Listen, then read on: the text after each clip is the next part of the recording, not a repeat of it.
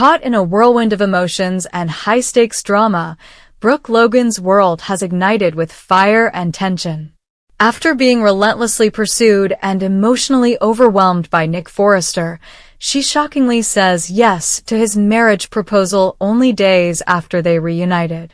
The sudden engagement sends seismic shockwaves through all involved.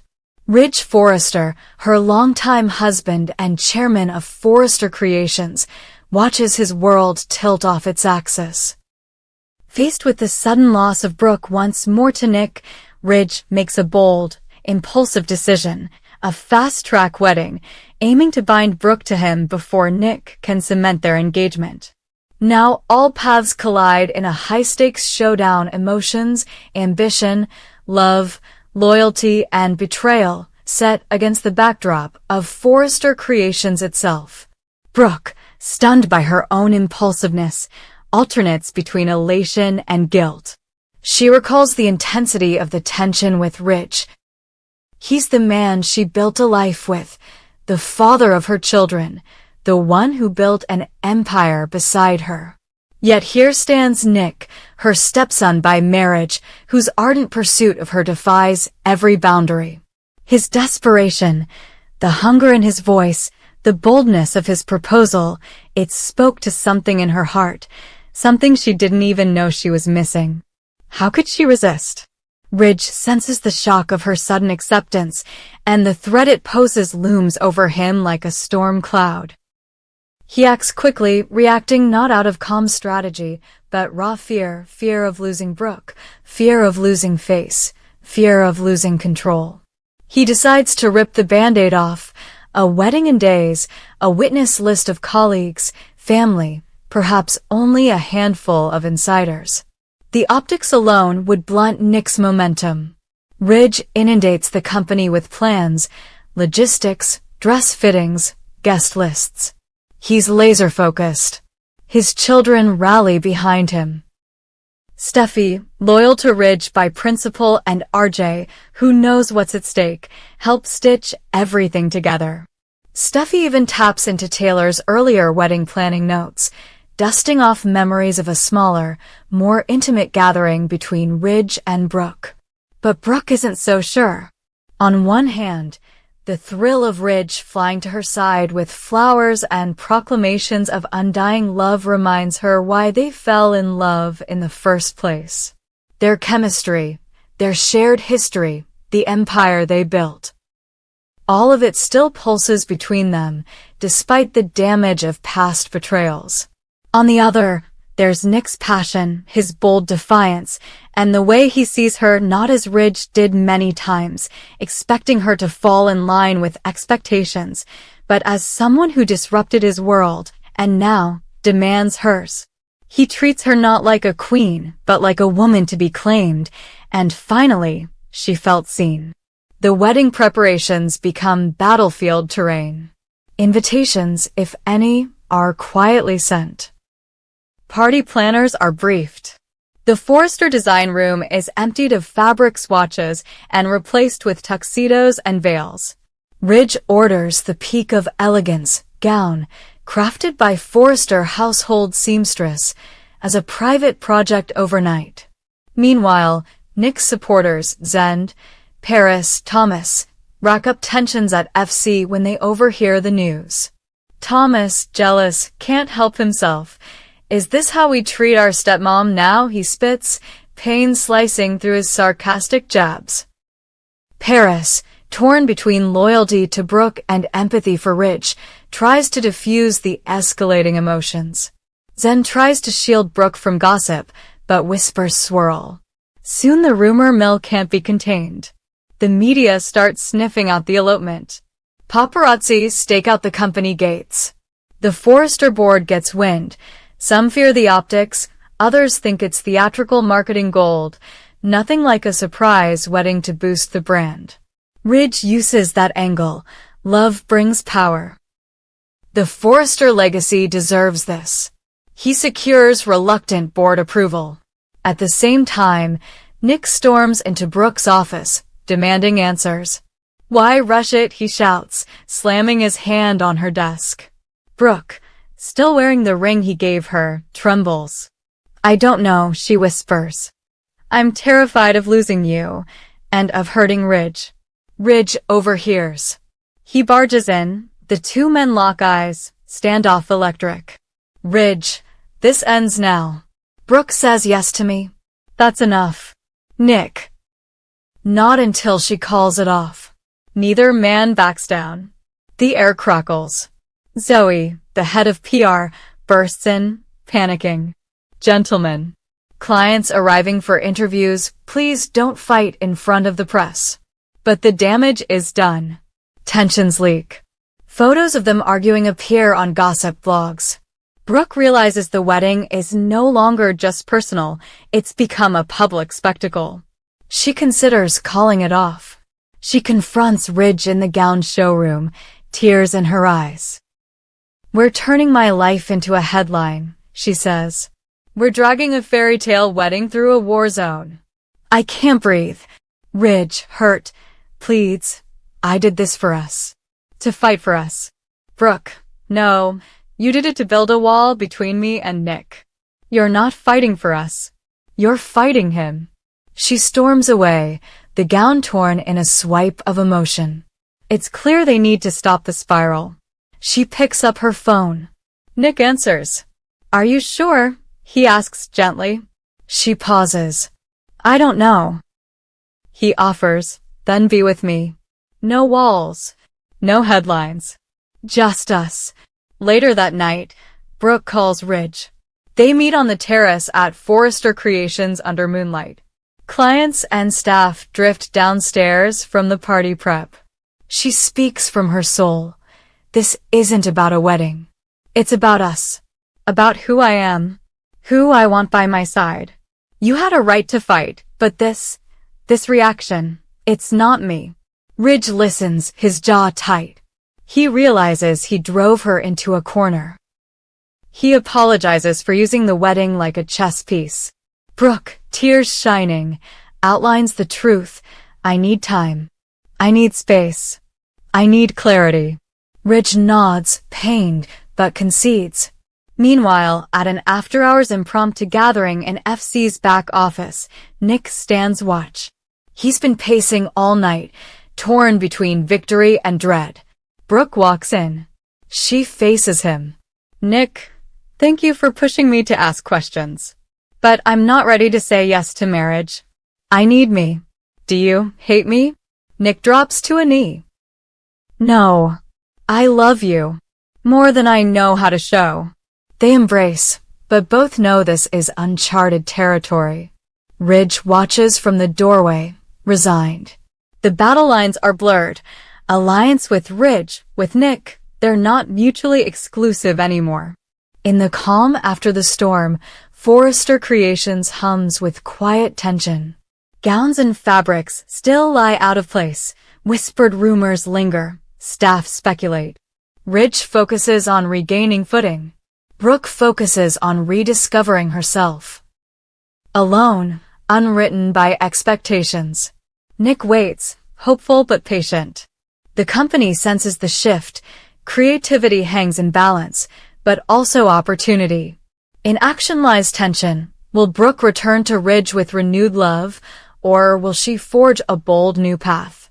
Will Nick respect her space, or will his fervor drive another conflict? And what does all this mean for the empire they built together, or the one they might build anew? The dust hasn't settled, but one thing is clear. Forrester Creations is no longer just a fashion house. It's a battlefield for hearts, ambition, and identity. This epic clash, born of raw emotion and strategic moves, marks not an ending but a turning point. With no easy answers, nothing can be predicted. The only certainty, when passion, power, and legacy collide, every cut, every stitch, every vow carries the weight of everything, and not for a second is any of it overlooked.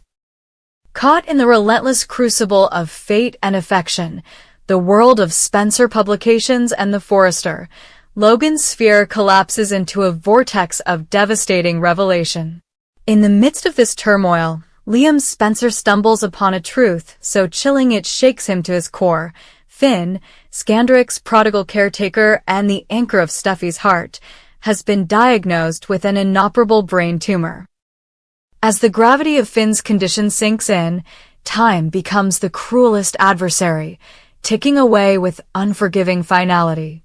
Finn, once full of vigor and compassion, confronts the terrifying clarity that his remaining days are painfully and irrevocably numbered, days that neither love nor grief can buy back. Liam, grappling with his own tangled emotions, is devastated. The unvarnished reality of Finn's prognosis, a lethal tide no surgery can hush, sends him spiraling into silent nights, haunted by what-ifs and if-onlys. Memories of Finn's gentle kindness, his unwavering loyalty to Steffi, replay like a broken record in Liam's mind. The soft laughter, the careless brush of fingertips, the moments when Finn fought to heal Steffi's wounds. His presence has been a bulwark against their tragedies, and now that bulwark is crumbling before their eyes. Steffi, wrestling with her own grief, feels the tremor of loss all over again. Having already endured the gut-wrenching pain of losing a child, she now faces the existential dread of losing the man who has anchored her life. Finn is not just her husband, he is the man who understood the depths of her heartbreak and matched them step for step, the only one who knew how to cradle her shattered pieces and rub them whole again. Her agony deepens when she realizes that solace is slipping through her fingers, even as Finn remains alive for a moment longer. Yet already half lost to them.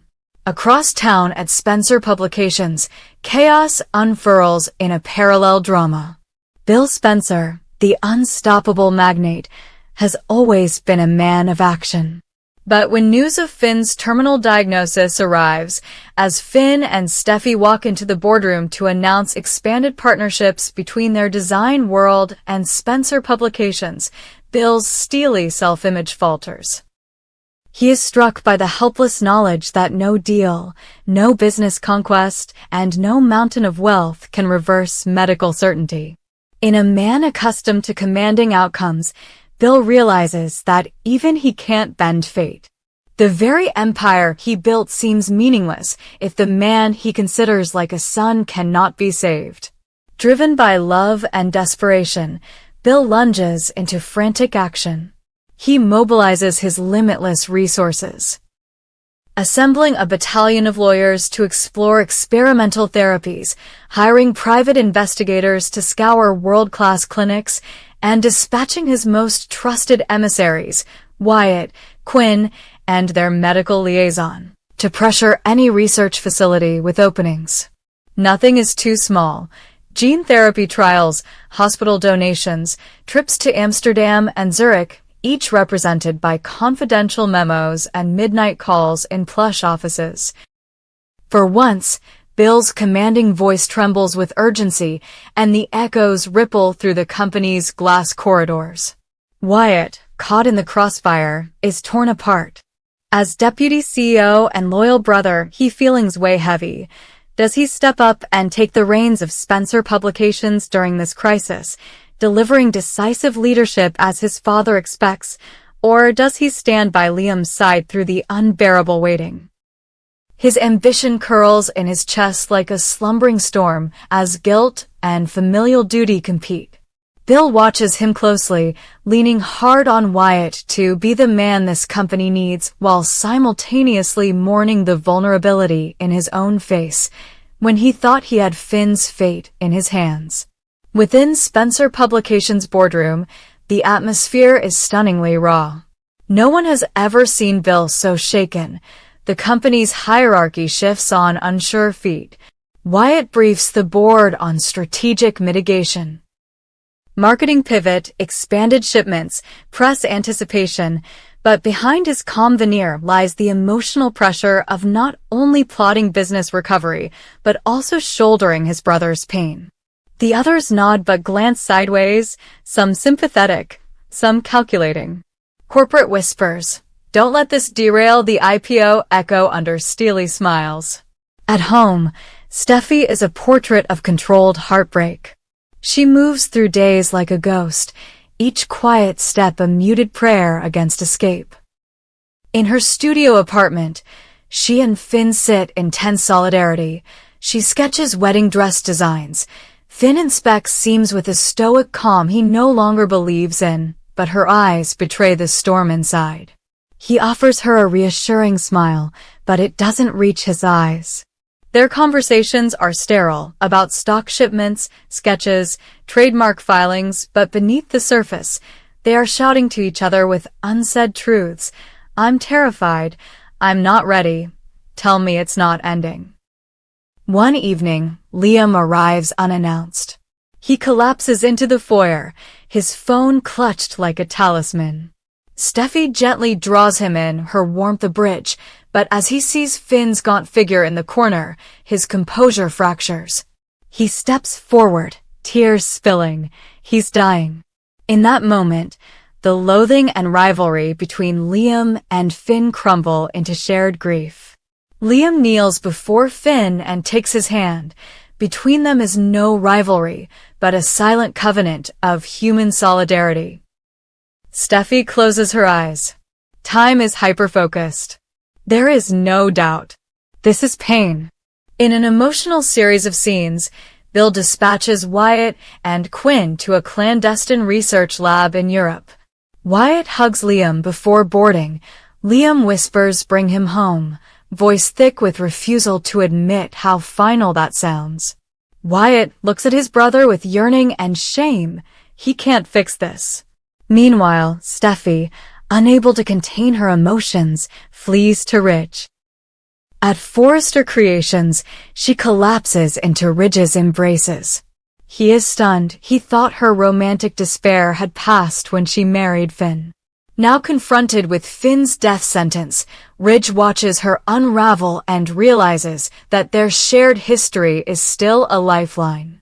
He tells her to lean on him until Finn returns, something Ridge knows he can't deliver, but feels compelled to offer because Steffi's suffering chills him to his bones. The days merge into an endless strain. The world spins, and the headlines no longer mention bold design lines or fashion gala, but words like tragedy, battle for life, terminal, emblazoned across magazines. Spencer Publications and Forrester Creations amplify supportive PR, statements of unity, charitable foundations, fundraising auctions that mingle couture with compassion. Designers draft dresses for Finn's benefit gala. Salespeople launch Hope for Finn t-shirts. Every silk and satin style hides the tremor of heartbreak. Wynn's charity gala becomes a black-tie testament to love against the void. Guests include Brooke, Ridge, Liam, Bill, Wyatt, Steffi. Behind the optics is a crowd holding its breath. Steffi stands beside Finn under white rose arches, her dress simple, her hair loose, and as the band plays a mournful song, she places a rose in Finn's hand and leans in to kiss his cheek. The shutter clicks feel like grieving. At night, in the hush of his bedroom, Finn writes his final love letter to Steffi, packing lines with their shared laughter and grief. He frames it and hides it in her sewing machine drawer. He kisses her forehead, murmuring, "I wanted more time, but I got all I could love." She wakes, finds it, storms into their empty living room, where Liam is sitting, grief-struck. She reads it aloud between sobs, both of them kneeling in the dim light, until the words choke them in a silent eclipse of tears. No surgery, no miracle, just a love that burns brightest at the edge of loss. The finale approaches with brutal elegance. Steffi lays Finn to rest in a private ceremony, only family, Ridge, Liam, Bill, Wyatt, Brooke, Hope. The sky is overcast, wind whispers through the cypress trees. Ridge holds Steffi, Liam holds Finn's favorite guitar, Bill clutches a folded suit Finn's. Wyatt looks on, as broken as everyone else, raw and hollow. They say their farewells, and when the shovel clicks against the white oak coffin, each soul knows the world has shifted. Hope whispers that Finn's legacy lives in their love. In the aftermath, Spencer Publications stands guarded. Bill, bruised by mortality's lesson, returns to his corner office, fixes his tie, straightens trophies, resumes operations with a new gravity, honoring rather than owning. Wyatt steps into his role, steady but tempered by loss. The board trusts him. Liam, forever changed, reaches out to Ridge, an alliance born of shared sorrow. Forrester Creations continues its runway shows, but there's a deeper poignancy in each stitch, every gown a memorial to the man who loved creation more than creation loved him. Steffi retreats, back to her studio, back to her brushes, her threads, her grief, and begins piecing Finn into her work. Each silhouette, each seam, is a testament to what love endured and what is lost. This chapter of heartbreak isn't over. It has no clean ending, no crisp pagination. It's a chronicle of what it means to love fiercely, to watch life slip through your fingers, and to confront the limits of influence, power, and ambition when bound by death's quiet finality. It's a brutal elegy told in boardroom breakdowns, midnight confessions, heartfelt board alliances, and couture memorials. In a world propelled by wealth and creativity, it's the irreplaceable human element. Finn's warmth, Steffi's devotion, Liam's compassion, Bill's desperation, that leaves its deepest mark. And it reminds every empire, every family, every heart, when the stakes become eternal, all the glitz and glamour fade, only love, and how we carry it forward, remains.